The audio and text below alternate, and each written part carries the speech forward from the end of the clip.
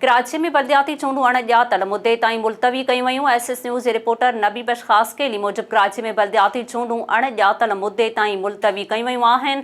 Chief election commissioner जी सदारत हेठि इजलास थियो, जंहिंमें कराची में मकानी चूंडुनि बाबति गौर विचार कयो वियो। इलेक्शन कमीशन कराची में मकानी चूंडू अणॼातल मुद्दे ताईं मुलतवी करे छॾियूं।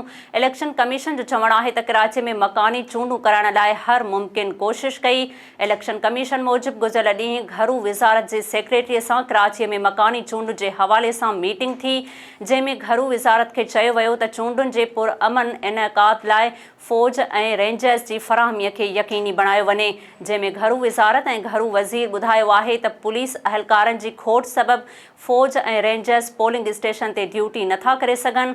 सिंध हुकूमत जो चवणु हो त कराची में अक्सर पोलिंग स्टेशनूं हसास या इंतहाई हसास आहिनि, उन करे इलेक्शन कमीशन वटि चूंडूं मुलतवी करण खां सवाइ ॿियो को रस्तो न हो।